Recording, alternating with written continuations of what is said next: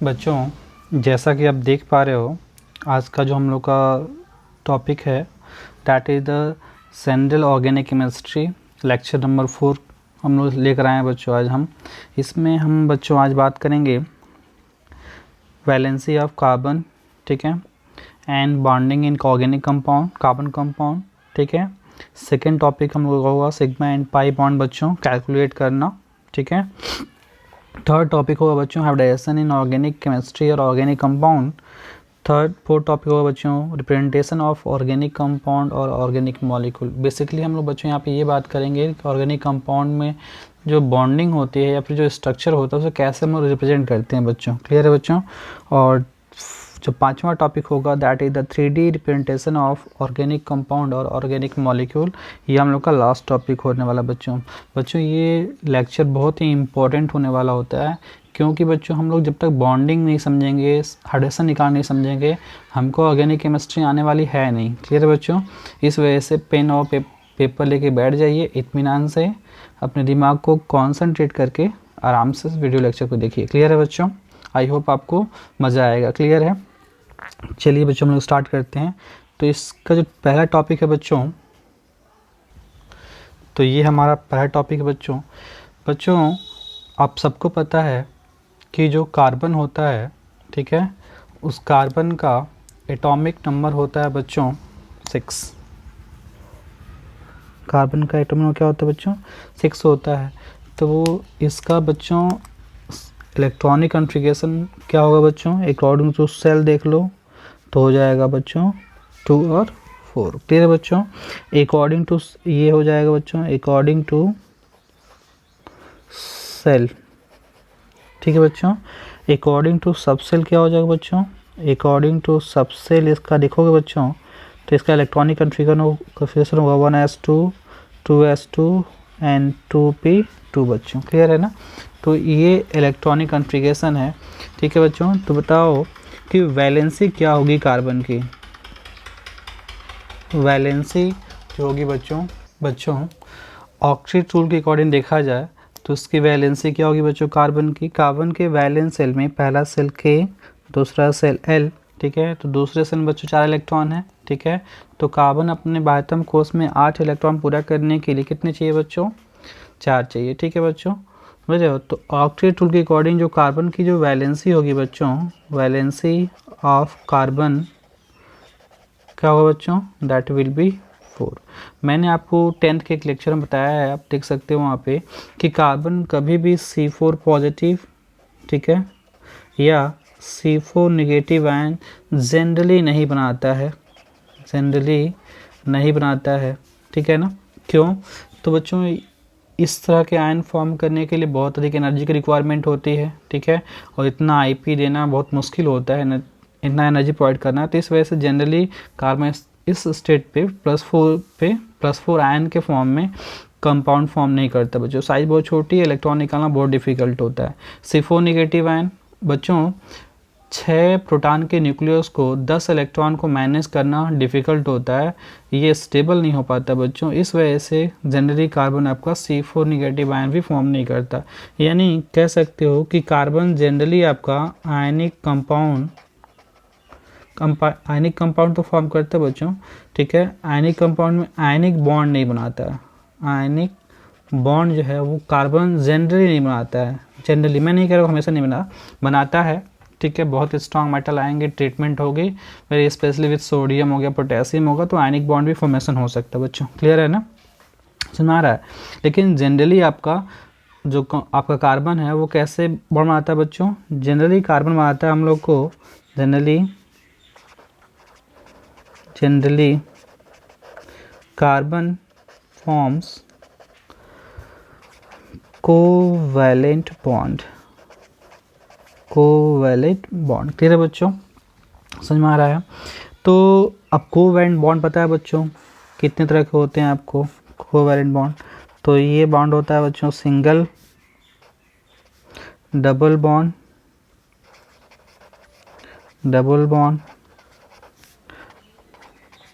ठीक है बच्चों, और होता है बच्चों आपका ट्रिपल बॉन्ड। क्लियर है ना, सिंगल, डबल और ट्रिपल बॉन्ड। क्लियर है बच्चों। सिंगल, डबल और ट्रिपल बॉन्ड। तो क्या मतलब होता है बच्चों, अगर मान लीजिए दो एटम है, अगर ये दो एटम है, दोनों आपस में अगर एक एक इलेक्ट्रॉन शेयर कर रहे हैं बच्चों, ठीक है, तो इनके बीच में जो बॉन्ड होगा बच्चों that will be the single bond. ठीक है, मान लीजिए दो एटम है सी और डी, अगर ये आपस में दो दो इलेक्ट्रॉन शेयर कर रहे हैं बच्चों, दो दो इलेक्ट्रॉन शेयर कर रहे हैं, ठीक है, तो इनके बीच में बच्चों क्या बनेगा, that will be double bond. Clear है।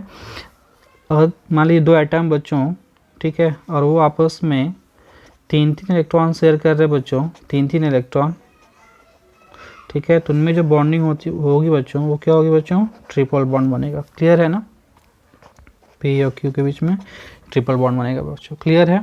अब देखिए जैसे एग्जांपल देखते हो आप कि मान लीजिए अगर कार्बन हाइड्रोजन शेयर करेगा बच्चों, तो इसके पास मान लीजिए एक इलेक्ट्रॉन, इसके पास में एक इलेक्ट्रॉन, ठीक है, तो जब भी इसका बनेगा बॉन्ड क्या बनेगा बच्चों, that will be the single bond. समझ बच्चों, कभी भी कार्बन हाइड्रोजन के बीच का बॉन्ड कैसा होता है बच्चों, सिंगल बॉन्ड बनता है। मान लीजिए आपका दो ऑक्सीजन ले लीजिए, ठीक है, इसके बाह्यतम कोश में भी 6 इलेक्ट्रॉन, इसके बाह्यतम कोश में भी 6 इलेक्ट्रॉन, तो बच्चों यहाँ जो बॉन्डिंग होगी बच्चों कितने शेयर होंगे, दो दो शेयर होंगे, तो डबल बॉन्ड बनेगा। क्लियर बच्चों, समझ में आ रहा है आपको। तो ऐसे ही नाइट्रोजन देख लो, ट्रिपल बॉन्ड पाया जाता है। समझ में आ रहा है बच्चों, ये हम बहुत नई डिटेल में जा रहे हैं, ये आपको पता है, 10th में पढ़ते हो आप लोग। ठीक है बच्चों, हम लोग बात करने वाले थे यहाँ पे कार्बन में की वैलेंसी, तो वैलेंसी कार्बन की होती है बच्चों 4, ठीक है, और बॉन्डिंग जो होता है बच्चों ऑर्गेनिक कंपाउंड में बॉन्डिंग वो जनरली होता है क्या बच्चों, कोवैलेंट, कोवैलेंट बॉन्ड आपके बनते हैं। क्लियर है ना। हाँ, अब कोवैलेंट बॉन्ड कितने होते हैं, तो सिंगल, डबल और ट्रिपल, ठीक है, जितने इलेक्ट्रॉन शेयर होंगे दो एटम के बीच में उतने बॉन्ड बनेंगे बच्चों। ठीक है, समझ में आया आपको। तो ये आपका हो गया बच्चों, that is the bonding in organic compound यानी कार्बन कंटेनिंग कंपाउंड। मैं बच्चों आपको इतना बताना चाहता हूँ, आपको कुछ एलिमेंट्स की वैलेंसी बहुत अच्छे से तैयार रखनी होगी। ठीक है, ये आपको बच्चों तैयार रखना होगा, valency of some element, some elements which are generally found in organic compound। ठीक है बच्चों, जैसे कार्बन पाया जाता है बच्चों तो कार्बन की 4 होती है, हाइड्रोजन पाया जाता है बच्चों 1 होती है। क्लियर है ना, समझ में आया। ऑक्सीजन पाया जाता है, ये हेट्रो एटम हो गए, ठीक है, ऑक्सीजन पाया जाता है कितना हो गया बच्चों, 2 होता है। ठीक है, सल्फर पाया जाता है, ठीक है, इसकी वैलेंसी 2 भी होती है, 4 भी होती है, 6 भी होती है। ठीक है ना, ये सब वैलेंसी 2, 4, 6। क्लियर है ना, समझ में आ रहा है। लेकिन ऑर्गेनिक कंपाउंड में जनरली दिखाया जाता है 6 मिलता है इसकी वैलेंसी, ठीक है, जनरली, बट इसकी वैलेंसी 2 भी हो सकती है, 4 भी हो सकती है, 6 भी हो सकती है। नाइट्रोजन देखो, नाइट्रोजन की वैलेंसी जो होती है बच्चों 3 होती है जनरल वैलेंसी। ठीक है ना, उसके बाद मान लीजिए हाइड्रोजन देखो बच्चों, फ्लोरीन, क्लोरीन, ब्रोमीन, आयोडीन देखो बच्चों, तो इनकी वैलेंसी बच्चों कितनी होती है, तो 1 होती है। क्लियर बच्चों, तो इनकी वैलेंसी आपको पता होनी चाहिए, अदरवाइज आप नहीं लिख पाओगे क्या स्ट्रक्चर। क्लियर है बच्चों, जैसे कार्बन बनाना है तो कार्बन मतलब कितने बना सकता है, कार्बन 4 बना सकता है, तो चारों मान लीजिए ऐसे भी हो सकते हैं, आपके 2 सिंगल, आपके 1 डबल हो सकता है। ठीक है, कार्बन एक ट्रिपल बॉन्ड, एक सिंगल, 4 बनाने चाहिए। Carbon forms maximum 4 bonds.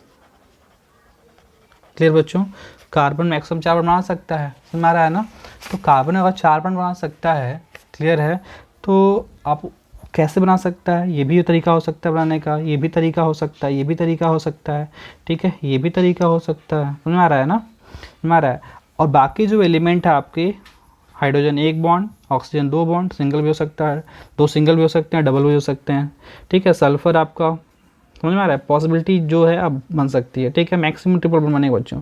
Nitrogen 2 double, 1 single, 1 triple हो सकता है। ठीक है, 3 सिंगल हो सकते हैं। नाइट्रोजन देख लो, 3 सिंगल भी हो सकते हैं, 1 डबल, 1 सिंगल भी हो सकता है, 1 ट्रिपल भी हो सकता है। क्लियर बच्चों, ऑक्सीजन सिंगल भी बना सकता है, समझ में आ रहा है, 2 सिंगल बॉन्ड, आपका ऐसे ही बना सकता है, समझ में आ रहा है ना आपको, दो डबल बॉन्ड भी बना सकता है, समझ में आ रहा है, किसी एटम के साथ में, मान लीजिए कार्बन ऑक्सीजन डबल बॉन्ड भी हो सकता है, ठीक है।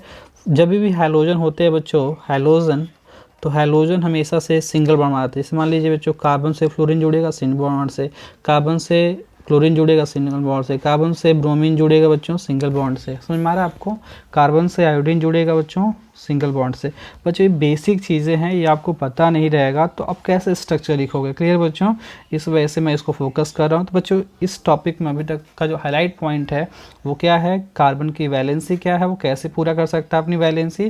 तो बच्चों ये तरीका है, ऐसे वैलेंसी अपनी पूरा कर सकता है, ठीक है। ये नेचर ऑफ कंपाउंड पे डिपेंड करेगा कि उसमें किस तरह का बॉन्ड पाया जाएगा, क्लियर बच्चों, तो ये चीज़ है, क्लियर है। अब हम नेक्स्ट टॉपिक पर अपने मूव करते हैं। बच्चों ये जो टॉपिक हम लोग पढ़ने जा रहे हैं, समझ रहे हो, सिग्मा एंड पाई बॉन्ड, ठीक है।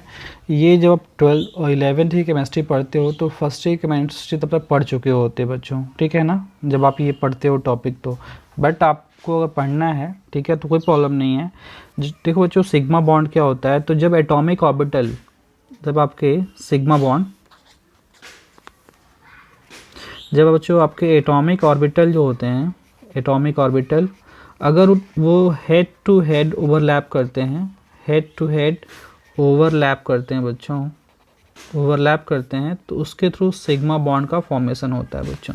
अभी कैसे बनता है, जब आपका एस और पी ओवरलैप करता है बच्चों, ठीक है, एस और पी की ओवरलैपिंग होती है तभी सिग्मा बॉन्ड बनता है, ठीक है बच्चों। अगर आपका एस एस ओवरलैप करता है बच्चों, ठीक है, तभी सिग्मा बॉन्ड फॉर्म होता है बच्चों, समझ में आ रहा है। और एस आपका अगर P और P ओवरलैप करते हैं head to head, head to head, ठीक है, तब वो बच्चों सिग्मा बनता है, ठीक है ना। जैसे S गोलाकार होता है तो गोलाकार है, और S P भी आपका डम्बलाकार होता है, तो अगर ऐसे मिलते हैं बच्चों, ठीक है, तो ये जो बॉन्ड बनता है बच्चों ओवरलैपिंग से, ये बच्चों सिग्मा बॉन्ड होता है। इसमें ये S ऑर्बिटल है, ये बच्चों ये P ऑर्बिटल है, ठीक है।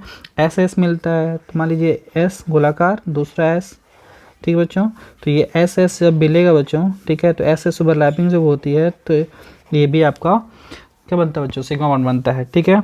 और जब पी और पी, तो मान लीजिए एक पी हो गया, दूसरा पी भी ऐसे हेड टू हेड ओवरलैप करे बच्चों, समझ में आ रहा है ना, तो ये भी बच्चों जो बना है बॉन्ड, क्या होगा बच्चों, सिग्मा बॉन्ड। तो ये सिग्मा बॉन्ड की पॉसिबिलिटी होती है बच्चों जब atomic orbital head to head मिलते हैं बच्चों, हेड टू हेड याद रखना आपको, ठीक है ना, तो बनता क्या बच्चों, सिग्मा बॉन्ड, ठीक है बच्चों। और सिग्मा बॉन्ड में बच्चों, अगर ये सिग्मा बॉन्ड है तो इसमें बच्चों रोटेशन, ठीक है बच्चों, पॉसिबल हो सकता है, रोटेशन हो सकता है बच्चों, रोटेशन इसमें हो सकता है, ठीक है। जैसे मान लीजिए बच्चों ये सिंगल लाइन है, ये पेन मान लीजिए हम लोग का है, तो इसको हम लोग ऐसे रोटेट कर सकते हैं ना, समझ में आ रहा है, ऐसे या ऐसे रोटेट कर सकते हैं इसको हम लोग, क्लियर है ना। तो कभी भी सिग्मा बॉन्ड जो बनता है बच्चों उसमें रोटेशन पॉसिबल होता है, ठीक है ना, मतलब रोटेशन फिजिबल, रोटेशन इसमें फिजिबल होता है बच्चों सिग्मा बॉन्ड में, ठीक है। अब देखो बच्चों पाई बॉन्ड क्या होता है, तो बच्चों जब atomic orbital, when atomic orbital overlap sideways और lateral overlapping is found, there is a formation of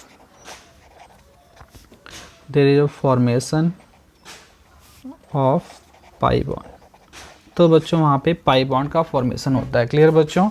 जब एटॉमिक ऑर्बिटल आपके बच्चों लैटरली एक दूसरे से मिलते हैं, ठीक है, साइड से मिलते हैं, जैसे मान लीजिए बच्चों ये हो गया, ये पी ऑर्बिटल है, ठीक है बच्चों, और ये दूसरा पी ऑर्बिटल है, सुना रहा है, मान लीजिए पी एक्स है, ये भी पी एक्स है, ठीक है। हमेशा से आपका साइड वाइज ओवरलैपिंग जब होती है बच्चों, या कहीं भी हेड टू हेड ओवरलैपिंग हो साइड वाइज, तो वो सेम एक्सिस में होता है बच्चों, सिमिलर एक्सिस में, क्लियर बच्चों, चाहे वो एस का हो, चाहे पी का हो, चाहे किसी का भी हो, ठीक है, ऑलवेज ओवरलैपिंग सिमिलर एक्सिस में होती है, समझ में आ रहा है बच्चों। ये अगर एक्सिस है ना, ठीक है। तो ये x मान लीजिए, ये अगर आपने y माना, इसको z माना, ठीक है। तो अगर ये ओवरलैप कर रहा है इससे, तो इसका भी x डायरेक्शन, इसका भी x डायरेक्शन। अगर ये इससे ओवरलैप कर रहा है तो x डायरेक्शन में, x डायरेक्शन में, ठीक है बच्चों। इसका ओवरलैप होगा तो x डायरेक्शन में, तो x डायरेक्शन में, ठीक है। अगर ये मान लीजिए ओवरलैप कर रहा है, ठीक है, तो मान लीजिए पी वाई भी हो सकता है, पी एक्स कुछ भी हो सकता है, ठीक है। तो यहाँ पे बच्चों ओवरलैपिंग जो होगी उससे जो बॉन्ड बनेगा साइड वाइज, ठीक है बच्चों। तो ये देखो, ये जो ओवरलैपिंग हुई है इससे जो बॉन्ड बना है, ये बॉन्ड कहलाता है बच्चों आपका पाई बॉन्ड। क्या कहलाता है बच्चों? पाई बॉन्ड, ठीक है बच्चों। पाई बॉन्ड में क्या होता है कि पाई बॉन्ड जब फॉर्म होता है तो इलेक्ट्रॉन डेंसिटी देखिए बच्चों, मान लीजिए ये एक्सिस है इसकी, सुना रहा है आपका, ठीक है। तो इसके अकॉर्डिंग ये इलेक्ट्रॉन डेंसिटी जो होती है बच्चों, ये दो हिस्सों में बढ़ जाती है बच्चों। जब भी पाई बॉन्ड बनता है बच्चों, तो इलेक्ट्रॉन डेंसिटी जो होती है, जो उसका मॉलिक्यूलर एक्सिस होता है, मॉलिक्यूलर एक्सिस, ठीक है, उस मॉलिक्यूलर एक्सिस के दो हिस्सों में इलेक्ट्रॉन डेंसिटी बच्चों, देखिए ये जो एक्सिस है उसके अकॉर्डिंग, क्योंकि जब भी, अब ये भी जान लो, जब भी कोई पाई बॉन्ड बनता है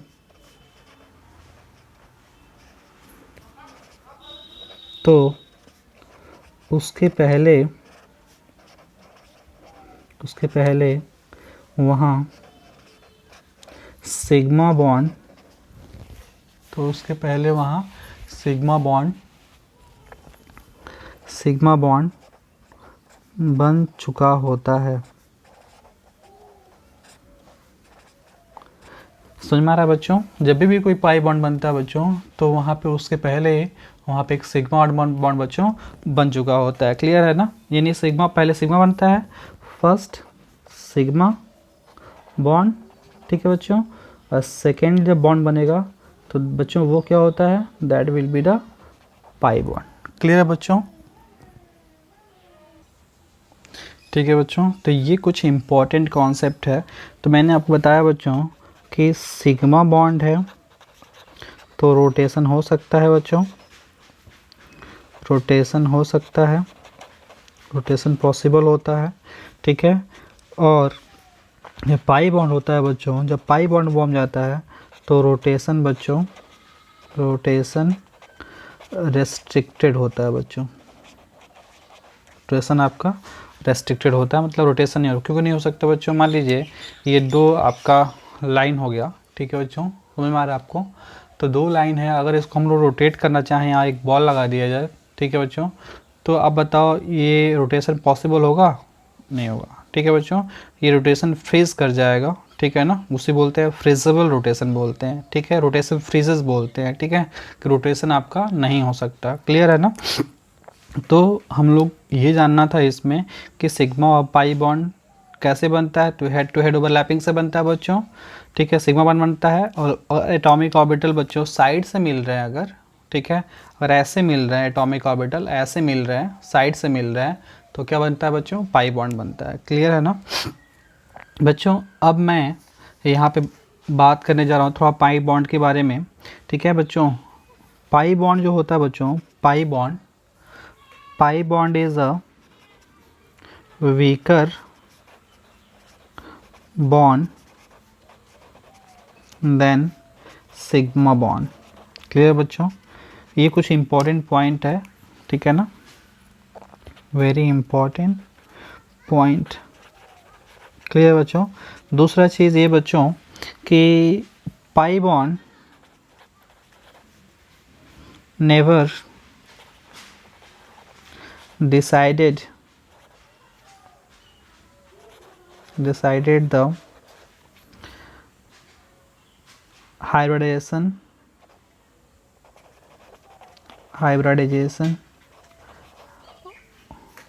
of molecule। क्लियर है बच्चों? ऑलवेज सिग्मा बॉन्ड ही डिसाइड करते हैं बच्चों, ठीक है। Pi bond never defines the geometry of molecule। कभी मॉलिक्यूल की ज्योमेट्री को डिसाइड करने में पाई बॉन्ड का बच्चों योगदान नहीं होता है, ठीक है बच्चों। Pi bond always forms during the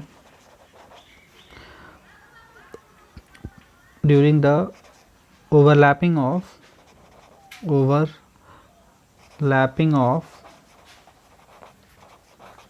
pure orbitals. जो प्योर ऑर्बिटल्स हों, चाहे वो पी के हों, ठीक है बच्चों, चाहे वो पी के हों चाहे डी के हों, ठीक है, एस वहाँ आता नहीं है पाई बॉन्ड, ठीक है, तो पी के या डी के ऑर्बिटल हों, एफ के ऑर्बिटल हों, अगर वो लैटरल ओवरलैपिंग करते हैं, प्योर जो होते हैं बच्चों, ठीक है, वही ऑर्बिटल जो होते हैं, कभी भी हाइब्रिड ऑर्बिटल बच्चों आपका पाई बॉन्ड फॉर्मेशन नहीं करते हैं, हमेशा सिर्फ प्योर ऑर्बिटल होते हैं वही बच्चों पाई बॉन्ड का फॉर्मेशन करते हैं, ठीक है। In case of pi bond rotation is restricted, rotation restricted. Clear बच्चों, जब भी आपका पाई बॉन्ड बन गया बच्चों तो ये दो लाइन होती है, इसको रोटेट करना बच्चों पॉसिबल नहीं होता है, रोटेशन आपका फ्रीज होता है।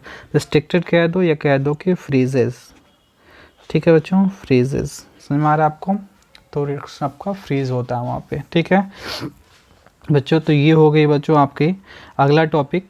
अब बच्चों हम लोग थोड़ा बात करते हैं इसमें हाइब्रिडाइजेशन, ठीक है बच्चों, दैट हम लोग का अगला टॉपिक जो इसमें है that is a hybridisation.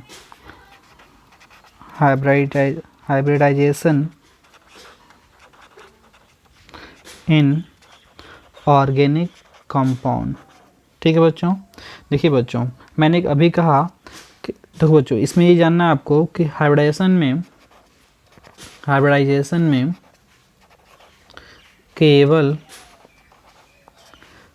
Sigma bond he participate करता है, समझ में आ रहा है बच्चों, कभी भी सिग्मा बॉन्ड ही पार्टिसिपेट करता है, भाग लेता है, समझ में आ रहा है ना। तो हम सिग्मा बॉन्ड के नंबर के बेसिस पे ही हाइब्रिडेशन डिफाइन करते हैं। क्लियर बच्चों, जैसे मान लीजिए किसी भी एटम ने अगर 2 सिग्मा बॉन्ड बनाया, 2 सिग्मा बॉन्ड, तो उस केस में हाइब्रिडेशन जो होता है बच्चों वो होता है sp। क्लियर है। अगर किसी ने आपका 3 बनाया तो उस केस में होता है sp2, और किसी ने अगर 4 बना दिया सिग्मा बॉन्ड बच्चों तो होता है sp3। क्लियर बच्चों। अब इस पे आप इसकी ज्योमेट्री जानना जरूरी है बच्चों, शेप, किस पे शेप क्या होता है बच्चों, हमारा है बच्चों, जब 2 सिग्मा होता है किसी एलिमेंट का बनाया गया 2 सिग्मा है तो उस केस में ऑर्गेनिक कंपाउंड में बच्चों यही पाया जाता है sp, sp2, sp3। जनरली आपको यही देखने को मिलेगा, sp मिलेगा, sp2 मिलेगा, sp3 मिलेगा 99% केसेस में बच्चों। क्लियर है ना। तो शेप क्या होता है, इस केस में शेप बच्चों लीनियर होता है, ठीक है बच्चों, लीनियर मतलब रेखीय होता है, ठीक है। अगर आपका बच्चों sp2 होता है तो इस केस में होता है बच्चों ट्राइगोनल प्लेनर होता है बच्चों, ट्राइगोनल प्लेनर होता है बच्चों, समझ में आया। अगर sp3 होता है बच्चों, ये भी आपका ये समतल त्रिकोणी बोलते हैं इसको बच्चों, समतल त्रिकोणी, ठीक है बच्चों। अगर आपका sp3 होता है बच्चों तो उस केस में होता है टेट्राहेड्रल, इसको बोलते हैं बच्चों चतुष्फलकीय। क्लियर है बच्चों। तो ये इनकी एडिशन स्टेट होगी बच्चों। इसमें बहुत ही इंपॉर्टेंट कॉन्सेप्ट है बच्चों, ये बहुत ही इंपॉर्टेंट कंपाउंड, इस पर स्पेशली फॉर बिगनर जो स्टार्ट कर रहे भी सीखना उनके लिए तो ये जानना ही है। 2 सिग्मा बॉन्ड बनेगा, ठीक है, तो क्या होगा बच्चों sp होगा, 3 सिग्मा तो sp2, 4 सिग्मा तो sp3 बच्चों। मैंने बता दिया कि आपका sp जब बनेगा तो रेखीय होगा, sp2 बनेगा तो समतल त्रिकोणी होगा, टेट्राहेड्रल होगा तो क्या होगा बच्चों, ये होगा चतुष्फलकीय। क्लियर है बच्चों, हिंदी में इसको बोलते हैं बच्चों। बॉन्ड एंगल जनरली कितना आता है, बॉन्ड एंगल बच्चों मैं बात कर रहा हूँ रेगुलर की, मैं यहाँ पर रेगुलर की बात करने वाला हूँ। रेगुलर ज्योमेट्री होती है तब की बात करूँ, कोई लोन पेयर वहाँ ना हो, ठीक है, तब की बात बता रहा हूँ बच्चों। अगर रेखीय है तो बच्चों उस केस में बॉन्ड एंगल होता है 180 अंश का, ठीक है बच्चों, समझ में आ रहा है आपको। अगर आपका दो ही ऑर्बिटल होते हैं तो एक दूसरे से मैक्सिमम सेपरेशन पे होते हैं रेखा में, ठीक है, तो 180 डिग्री। जब आप बच्चों sp2 होता है बच्चों तो उस केस में होता है 120 डिग्री, ठीक है। और टेट्राहेड्रल बच्चों होता है तो रेगुलर केस में होता है बच्चों 109 डिग्री 28 मिनट बच्चों, समझ में आ रहा है बच्चों। तो ये आपको मिलेगा bond angle in case of regular geometry बच्चों, समझ में आ रहा है। रेगुलर ज्योमेट्री केस में हम लोग को ये मिलेगा। अगर कोई लोन पेयर है बच्चों तो लोन पेयर की वजह से बॉन्ड एंगल डिक्रीज करता है, ठीक है। ये सब बेसिक कॉन्सेप्ट में आप केमिकल बॉन्डिंग पढ़ाई जाती है, अभी उसकी ज़रूरत नहीं है, जहाँ होगा हम बता देंगे बच्चों आप लोग को, क्लियर है ना। तो ये हम लोग का अभी तक हम इसमें क्या पढ़े बच्चों, addition state in organic compound. चलिए बच्चों, तो हम लोग थोड़ा सा इस प्रॉब्लम को सॉल्व करते हैं। मैंने अभी बताया बच्चों कि सिग्मा बॉन्ड जो होता है, अभी मैंने बताया कि हमेशा जो सिंगल बॉन्ड होता है, single bond that is a sigma bond, clear है बच्चों। और जो डबल बॉन्ड होता है बच्चों, डबल बॉन्ड अगर है वहाँ पे तो डबल बॉन्ड में पहला बॉन्ड, एक बॉन्ड सिग्मा होगा और एक बॉन्ड क्या होगा बच्चों, पाई होगा, क्लियर है ना, समझ में आ रहा है। तो चलिए हम लोग स्टार्ट करते हैं इसे फाइंड करना, ठीक है। तो बच्चों ये कार्बन की क्या है बच्चों टॉपिक हम लोग का क्या है इसमें, find the addition state of carbon in organic compound, ठीक है। तो ये देखिए कार्बन, तो ये बॉन्ड सिग्मा हो जाएगा बच्चों, ठीक है ना। इसमें एक सिग्मा होगा, एक क्या होगा बच्चों, पाई होगा, ठीक है। ये बॉन्ड क्या होगा बच्चों, सिग्मा। तो इस कार्बन के बनाया गया कितना बच्चों, 3 सिग्मा, क्लियर बच्चों। जब 3 सिग्मा है बच्चों तो एडिशन स्टेट क्या होगी बच्चों, addition state will be sp2, clear है। अब इसमें देखिए इस कार्बन ने 1 सिग्मा, 2 सिग्मा, 3 सिग्मा, ठीक है ना। तो 3 सिग्मा ये भी सिग्मा बॉन्ड है, क्लियर है। तो इस कार्बन का बनाए गए जो बॉन्ड्स हैं वो चारों क्या है बच्चों, सिग्मा है, यानी 4 सिग्मा बॉन्ड है बच्चों। तो क्या मिलेगा हम लोग को, मिलेगा यहाँ पे sp3, यानी इस कंपाउंड में एक कार्बन sp3 है और दूसरा कार्बन क्या है बच्चों, sp2, क्लियर आपको। चलिए इसमें आइए, देखिए इसमें सिग्मा सिंगल बॉन्ड है, सिंगल बॉन्ड सिंगल बॉन्ड सब सिग्मा बच्चों, ठीक है। तो 4 सिग्मा, तो 4 सिग्मा क्या होगा बच्चों, sp3, क्लियर है। और sp3 पे क्या होता है बच्चों, टेट्राहेड्रल ज्योमेट्री होती है, क्या होती है बच्चों, टेट्राहेड्रल। चूँकि सारे हाइड्रोजन है बच्चों इस वजह से ये होगा रेगुलर टेट्राहेड्रल, क्लियर है बच्चों, समचतुष्फलकीय बोलते हैं। यहाँ देखिए बच्चों, इसमें देखिए ये सिग्मा हो जाएगा, ये सिग्मा, इसमें देखिए एक सिग्मा, एक क्या होगा बच्चों, पाई हो जाएगा। तो 3 सिग्मा क्या होता है बच्चों, sp2, क्या होता है sp2। यहाँ देखिए 1 2 3 4 चारों सिग्मा है बच्चों ना, चारों सिग्मा, तो चारों सिग्मा बॉन्ड बनता है बच्चों, ठीक है। तो 4 सिग्मा पर क्या होता है बच्चों, sp3, ठीक है। यहाँ देखिए ये सिग्मा है ही, ये भी सिग्मा होगा, ये भी सिग्मा, ये भी सिग्मा, सिंगल बॉन्ड है तो single bond is always sigma bond, ठीक है। तो 4 सिग्मा बॉन्ड, तो 4 सिग्मा क्या होगा बच्चों, sp3, क्या होगा बच्चों, sp3। यहाँ देखिए बच्चों, यहाँ पे एक सिग्मा, एक पाई, ये भी सिग्मा, ये भी सिग्मा। तो इस कार्बन की जो हाइड्रोजन स्टेट होगी वो क्या होगी बच्चों, sp2। अब यहाँ देखिए, तो ये तो सिग्मा है, ये भी सिग्मा है, ये भी सिग्मा, ये भी सिग्मा। तो इस कार्बन ने बनाया चारों सिग्मा, ठीक है।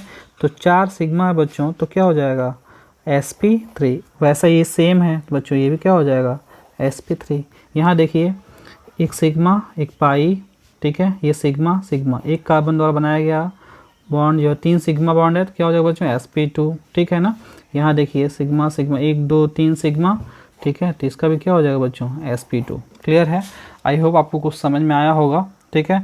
मैं आपको कुछ प्रैक्टिस के लिए एग्जांपल्स देता हूँ बच्चों, आप इसको सॉल्व करिए, क्लियर है बच्चों। मैंने आपको कुछ कंपाउंड्स दिए हैं, इसमें आपको नंबर ऑफ सिग्मा और पाई बॉन्ड, मतलब सिग्मा और पाई बॉन्ड भी निकाल सकते हो, ये भी कह सकते हो कि व्हाट इज़ द नंबर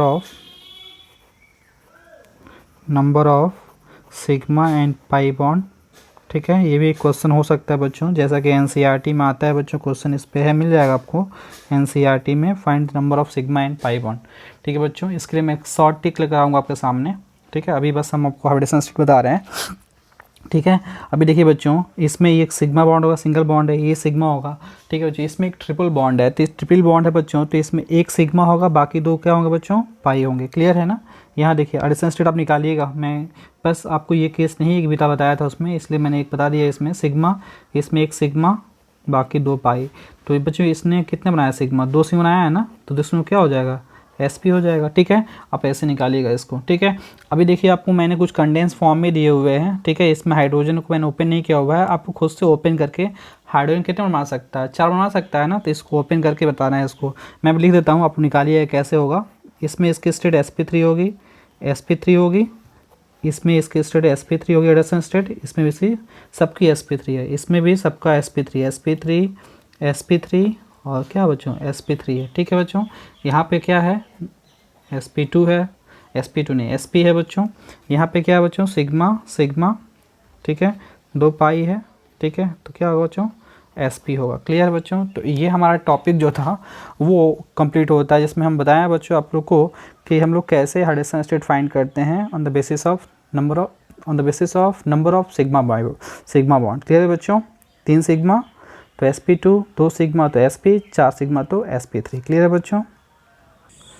बच्चों, अगला जो बहुत ही इम्पॉर्टेंट टॉपिक है, very important topic for organic chemistry, बच्चों को यहीं से प्रॉब्लम होना स्टार्ट होता है बच्चों, फार्मूले को लेकर के, और उनको ऑर्गेनिक केमिस्ट्री में धीरे धीरे इंटरेस्ट खत्म हो जाता है बच्चों। तो इस वजह से मैंने सोचा है इसको आप लोगों को अच्छे से समझाया जाए।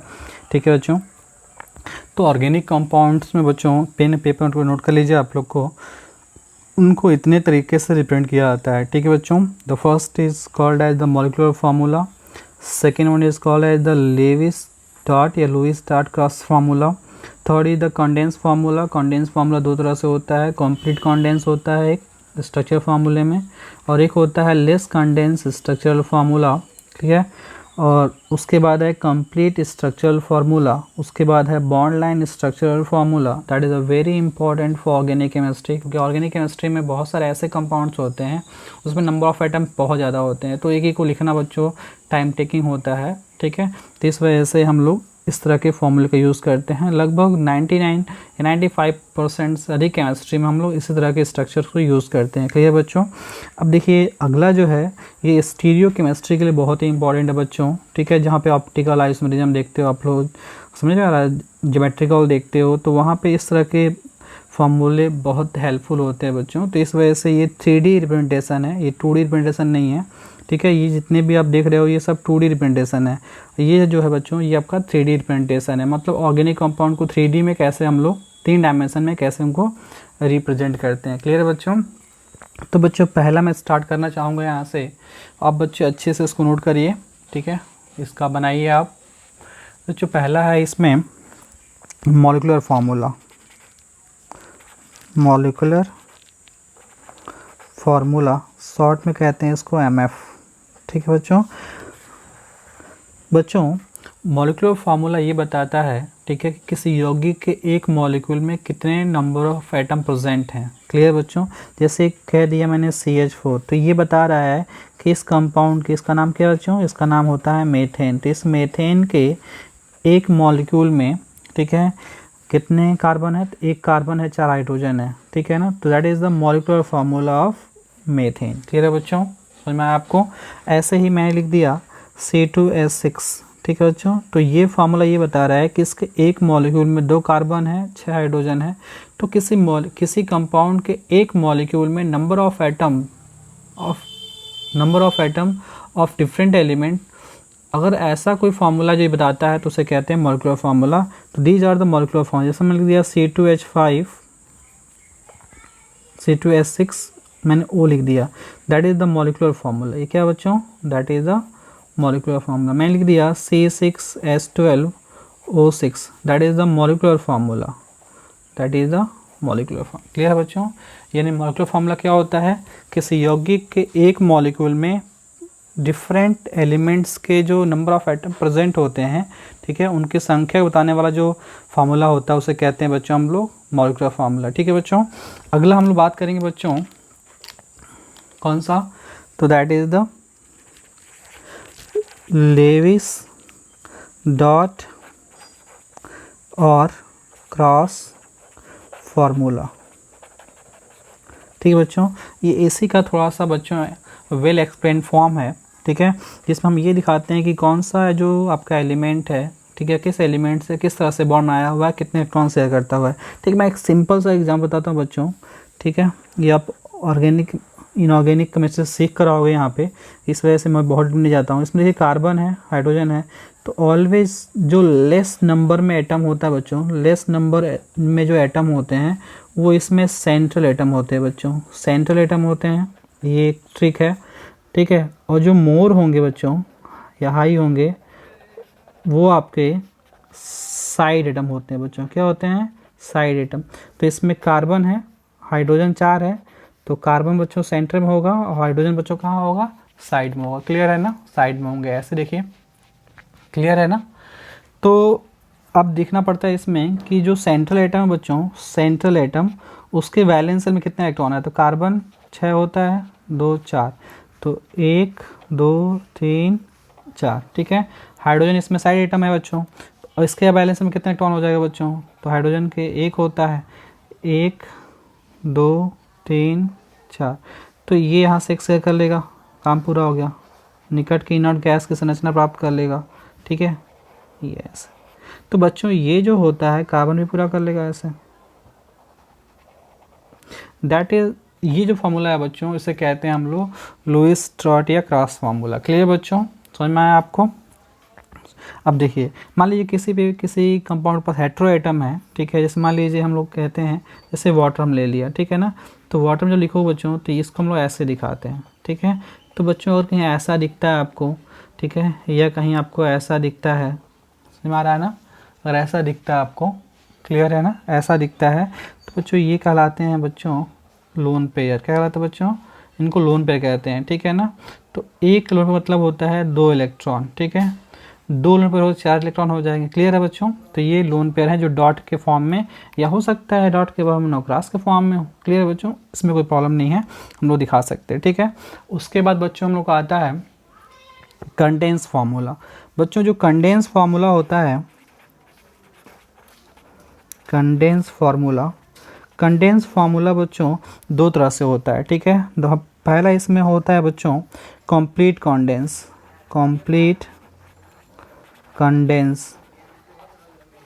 फार्मूला, ठीक है। जैसे बच्चों मैं लिखा प्रोपेन, लिखा मैंने, क्या लिखा बच्चों, प्रोपेन। तो प्रोपेन का मॉलिक्यूलर फार्मूला क्या होता है बच्चों, 3 कार्बन, ठीक है, तो C3H8, इसका मॉलिक्यूलर फार्मूला हो जाएगा बच्चों, that is the molecular formula, ठीक है। तो अगर इसके स्ट्रक्चरल फार्मूले को हम ऐसे लिखें बच्चों, 3 कार्बन 1 2 3, ठीक है, तो मैं इसको ऐसे ना लिख करके बच्चों सिंपली ऐसे लिख दूं, मुझे तो पता है कैसे लिखना है इसको बच्चों। इस तरह जो फार्मूला होता है उसे बच्चे बोलते हैं कंप्लीट कंडेंस फार्मूला। क्लियर बच्चों, ये मान लीजिए मुझे ब्यूटेन लिखना है, तो मैं ऐसे लिखता हूँ CH3 CH2 CH2 CH3, तो ये ब्यूटेन का फार्मूला हो गया, ठीक है। तो बच्चों ये कंप्लीट कंडेंस है, इसको हम लोग ऐसे भी लिख सकते हैं, जैसे पेंटेन लिखना है बच्चों, तो पेंटेन को हम ऐसे भी लिख सकते हैं CH3, ठीक है, इसको हम लोग ऐसे लिख दें CH2 को 3 बार, ठीक है, और फिर CH3 बच्चों। तो ये बच्चों ये पेंटेन है, आप इसको ओपन करोगे तो मिलेगा CH3 CH2 ये 3 बार है ना, CH2 3 बार है, तो CH2 फिर CH3, तो 1 2 3 4 5, तो ये बच्चों क्या हो जाएगा, दैट इज़ द पेंटेन। तो बच्चों इस तरह के फार्मूले जो होते हैं उन्हें बोलते हैं कंप्लीट कंडेंस फार्मूला। क्लियर है बच्चों, आपको ये मैंने इसलिए बताया कार्बन की वैलेंसी वगैरह, ताकि आप डिसाइड कर सको कि आप जो स्ट्रक्चर को ओपन करना है कैसे करोगे। जैसे मान लीजिए मैंने दे दिया बच्चों इस तरह का फार्मूला कि CH, ठीक है, CH3 है आया, और इसके साथ में है बच्चों CH, ठीक है, समझ में आ रहा है, और इसके बाद में बच्चों है CH3, ठीक है, समझ में आ रहा है, और फिर मैंने दे दिया बच्चों CH3। तो इसका मतलब क्या है बच्चों, तो इसका मतलब ये हुआ बच्चों, इसको अब ओपन करोगे तो CH3 CH, यहाँ हो गया CH3, और ये हो गया CH3। क्लियर बच्चों, तो इसको ओपन करना बच्चों आपको आना चाहिए, ठीक है। तो ये मैंने बताया आपको कंप्लीट कंडेंस फार्मूला। अब थोड़ा सा जानते हैं कि थोड़ा सा लेस कंडेंस फार्मूला क्या होता है बच्चों। जैसे मान लीजिए सेकेंड, इसमें हम यही बता देते हैं, ये दोनों एक ही जैसे होते हैं बच्चों, कंप्लीट कंडेंस और लेस कंडेंस। तो लेस कंडेंस फार्मूला हम लोग तो देखते हैं, सेकेंड वाला जो इसमें टाइप था लेस कंडेंस।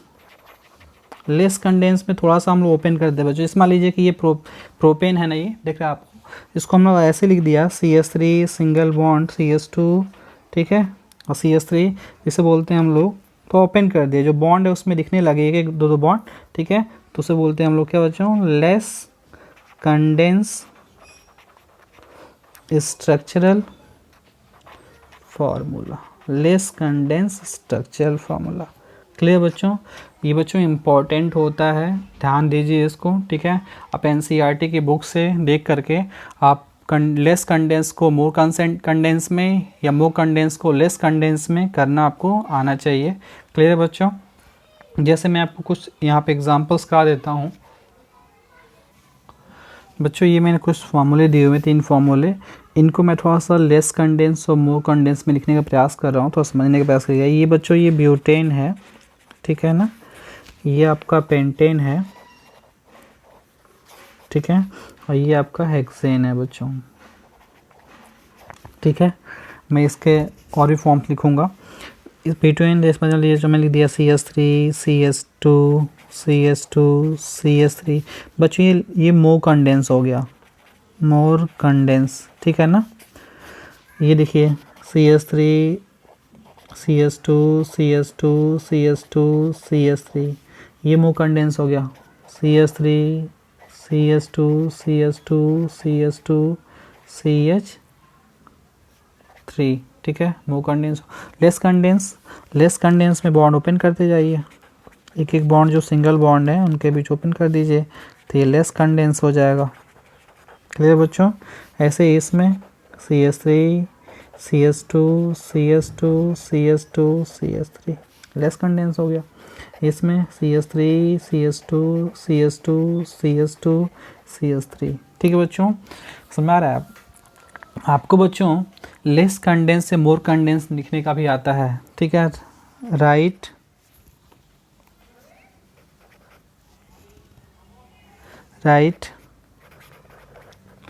मोर कंडेंस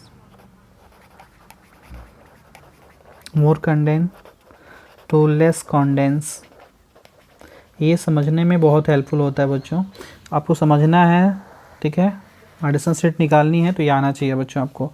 जैसे मैंने लिख दिया बच्चों CH3 का होल 4, ठीक है ना बच्चों, में आया, मैंने ऐसे लिख दिया CH, यहाँ पर लिख दिया CH3, मैंने यहाँ लिख दिया बच्चों CH3, ठीक है, मैंने यहाँ लिख दिया CH2 का होल 5, फिर मैंने यहाँ लिख दिया बच्चों CH3 का होल ट्वाइस, ठीक है बच्चों। कैसे करते हैं थोड़ा सा ध्यान दीजिएगा बच्चों, ठीक है। और ये 2 समझ गए तो बहुत अच्छा हो। कार्बन की वैलेंसी होती है 4 बच्चों, ठीक है, और कुछ तो यहाँ पे है नहीं। CH3 ग्रुप कितने 4 बार आया, तो 1 2 3 4 CH3 ऐसे जुड़ जाएगा बच्चों, ठीक है ना, 4 CH3 ग्रुप जो है, ठीक है। इस पर देखिए फिर तो वीडियो कट गया था, तो दिख लीजिए फिर से, ये आपका फार्मूला है, ये मोर कंडेंस है, लेस कंडेंस में लिखना है बच्चों। तो एक कार्बन है, एक कार्बन, 4 CH3 है, तो चारों जुड़ा होगा इससे, ना रहा ना। ब्रैकेट का मतलब होता है वो अगल बगल ही जुड़ा होगा बच्चों, ब्रैकेट अगल बगल, या तो इससे जुड़ा होगा, 2 से जुड़ा होगा। आपको इसमें देख के पहचानना है कि उसमें कितने बॉन्ड बने हुए हैं, कितने खाली हैं, कौन कहाँ जुड़ेगा। क्लियर है, यहाँ देखिए ये CH3, यहाँ पे C खाली है बच्चों वैलेंसी ना, तो C देखिए 2 ही, एक इधर से बना होगा, एक इधर से बना होगा हाइड्रोजन से। एक जो CH3 है बच्चों, ये आप ऊपर या नीचे ऐड कर दीजिए CH3, ठीक है ना, ब्रैकेट का मतलब ये ऊपर या नीचे होगा, ठीक है। अब देखिए यहाँ पे CH2, ये 5 बार है, मतलब ये CH2 CH2 CH2 CH2 CH2 कितनी बार, 5 बार, 1 2 3 4 5, 3 2 5 बार, ठीक है। फिर देखिए यहाँ पे CH है, अब इस CH से देखो 2 CH3 जुड़ा हुआ है, ठीक है, इसका होल ट्वाइस, यानी एक ऐसे हो जाएगा और एक आपका ऐसे हो जाएगा। क्लियर बच्चों, तो ये आपको मोर कंडेंस टू लेस कंडेंस लिखना आना चाहिए, बिकॉज आप लोग एडिशन स्टेट निकाल सको। Is that clear. चलिए नेक्स्ट टॉपिक और लास्ट टॉपिक के हम लोग तरफ बढ़ रहे हैं, करने जा रहे हैं स्ट्रक्चरल फार्मूले में। That is a very important also बच्चों ये बहुत ही इंपॉर्टेंट फार्मूला होता है, मतलब किसी यौगिक के एक मॉलिक्यूल में डिफरेंट जो आपके एटम प्रेजेंट हैं वो किस तरह से जुड़े हुए हैं, उनको टोटली बॉन्ड के थ्रू रिप्रेजेंट करना वाला जो फार्मूला होता है, ठीक है बच्चों, से कहते हैं हम लोग structural formula, which is called as the संरचनात्मक सूत्र भी कहते हैं उसको हिंदी में। क्लियर बच्चों, मतलब किसी यौगिक के एक मॉलिक्यूल में जितने भी तरह के आपके एटम प्रेजेंट हैं उन सबको एक ओपन बॉन्ड के थ्रू अगर रिप्रेजेंट करते हो, ठीक है, तो वो फार्मूला जो दिखाने वाला बच्चों, वो जो फार्मूला होता है, ठीक है, उसे कहते हैं हम लोग स्ट्रक्चरल फार्मूला। जैसे बच्चों हमने कहा कि एथिल अल्कोहल है, एथिल अल्कोहल, ठीक है बच्चों, तो एथिल अल्कोहल का वो जो फार्मूला होता है C2H5OS, सबको पता है ये, ठीक है, तो इसको हम और पूरा ओपन करते बच्चों तो इसमें एक कार्बन ये हाइड्रोजन, ये ऐसे होता है, तो ये hydrogen hydrogen hydrogen hydrogen hydrogen यहाँ, तो बच्चों ये जो फार्मूला आप दिख रहे हो, ठीक है, that is the structural formula of this formula, ठीक है बच्चों।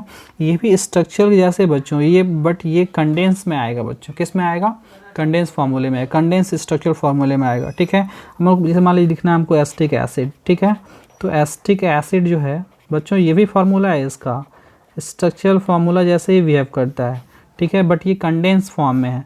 ओपन करोगे तो इस कार्बन से 3 हाइड्रोजन, तीनों सिंगल बॉन्ड से, इस कार्बन से 2 ऑक्सीजन है, एक डबल बॉन्ड, एक सिंगल बॉन्ड से ऐसे, तो that is the structural formula. Clear बच्चों, क्लियर, मतलब किसी यौगिक के ये एक मॉलिक्यूल में जितने भी एटम हैं, ठीक है, उनको उनके लिंकेज के साथ में कौन किससे अटैच्ड है, ठीक है, ये प्रदर्शित करने वाला फार्मूला जो होता है उसे कहते हैं हम लोग स्ट्रक्चरल फार्मूला, ठीक है बच्चों।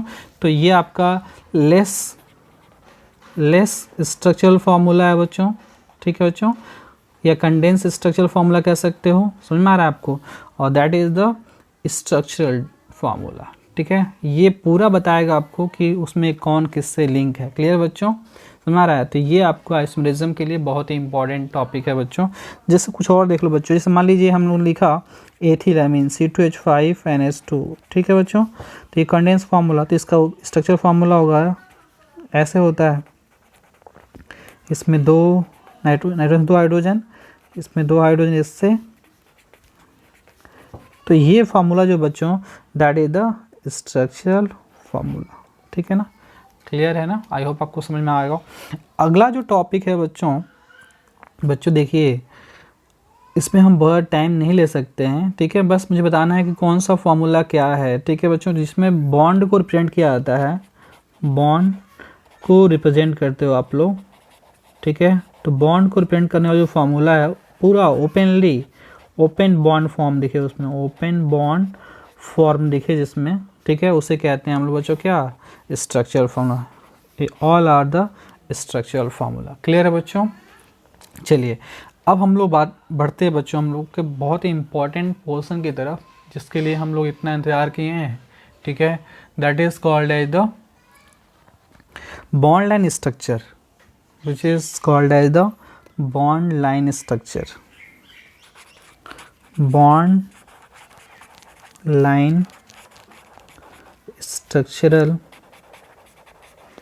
bond line structural फार्मूला, ठीक है बच्चों। ये बॉन्ड लाइन स्ट्रक्चरल फार्मूला क्या होता है बच्चों,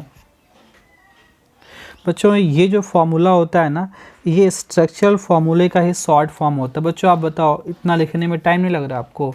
अब मान लीजिए ऑर्गेनिक केमिस्ट्री में क्या होता है कि बहुत सारे आपके कंपाउंड्स होते हैं, इसमें बहुत अधिक संख्या में आपके आइटम प्रेजेंट होते हैं। अब उनको लिखते रह जाए तो हम लिखने में टाइम ख़त्म हो जाएगा, तो हम प्रॉब्लम क्या सॉल्व करेंगे। क्लियर है बच्चों, तो इसको थोड़ा शॉर्ट फॉर्म में, ठीक है, स्ट्रक्चरल फार्मूले को बच्चों शॉर्ट फॉर्म में रिप्रेजेंट करने के लिए बॉन्ड लाइन नोटेशन की रिक्वायरमेंट हुई। बॉन्ड लाइन नोटेशन या रिप्रेजेंटेशन जो कह लो आप, ठीक है ना, इसकी रिक्वायरमेंट पड़ी बच्चों। क्लियर है ना। अब इसमें क्या करते हैं बच्चों कि जो आपके कार्बन कार्बन बॉन्ड होते हैं उसको हम टेढ़ी मेढ़ी रेखा से दिखाते हैं। क्लियर है ना। और देखिए, कभी भी बॉन्ड लाइन स्ट्रक्चर में, बॉन्ड लाइन स्ट्रक्चर में कार्बन चेन को जिग जैग लाइन से रिप्रेजेंट करते हैं बच्चों, रिप्रेजेंट करते हैं बच्चों। क्लियर है ना, समझ में आ रहा है? अभी मैं इसको दिखाऊंगा बच्चों। जैसे मान लीजिए हमने कहा CH3 CH2 CH2 CH3, बच्चों को बताओ इसको हम सीधे दिखा दें तो पता चलेगा कहाँ पे कौन सा कार्बन है। तो इस वजह से कार्बन कितना है कहाँ है उसको दिखाने के लिए हम लोग जिग जैग लाइन से प्रयोग करते हैं। और जहाँ इंड होता है, इंड, वहाँ पे भी कार्बन होता है, ठीक है बच्चों। और जहाँ स्टार्ट होता है, ठीक है, वहाँ पे भी क्या होता है बच्चों, कार्बन होता है। और मान लीजिए कहीं ज्वाइंट है बच्चों, ठीक है ना, और कोई ज्वाइंट आपको दिखता है तो ज्वाइंट पे भी कार्बन प्रेजेंट होगा बच्चों। क्लियर है ना। तो जिग जैग लाइन से मान लीजिए हमने ऐसे दिखा दिया, एक ये यहाँ पे भी कार्बन होगा, यहाँ पे भी कार्बन होगा, यहाँ पे भी कार्बन होगा, यहाँ पे भी कार्बन होगा, ठीक है। ये सब कार्बन को रिप्रेजेंट करते हैं बच्चों, ठीक है। और बच्चों बॉन्ड लाइन टोसन में सेकेंड पॉइंट मैं वही बताना चाहता हूँ बच्चों,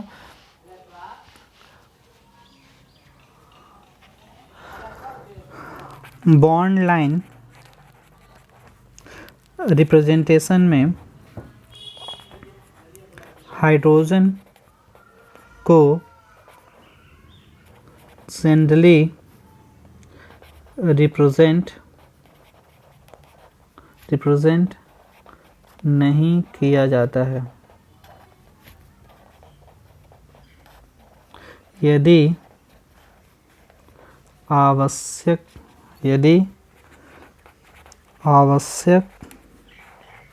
न हो का मतलब ये है यदि कंपलसरी है दिखाना।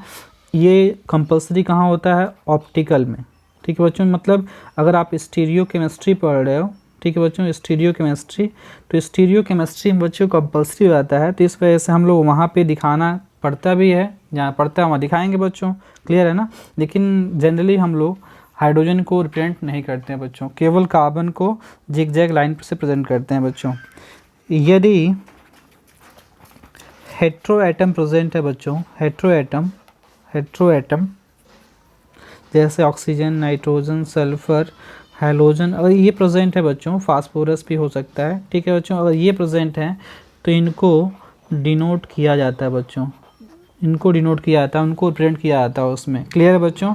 तो ये कुछ पॉइंट्स है जिसको आपको ध्यान रखना है बॉन्ड लाइन रिप्रेजेंटेशन में, कि कार्बन को दिखाते नहीं है, लेकिन स्टार्टिंग पॉइंट है, ज्वाइंट है, ठीक है, एंड है, तो वहाँ कार्बन होगा ही होगा, ठीक है बच्चों।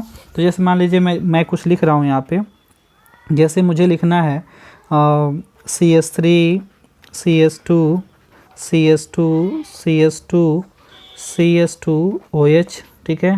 मुझे लिखना है CH2 C double bond O CH2 CH2 CH3, ठीक है। मुझे इसका फॉर्मूला लिखना है बच्चों, तो क्या हो जाएगा, ध्यान दीजिएगा बच्चों उसको।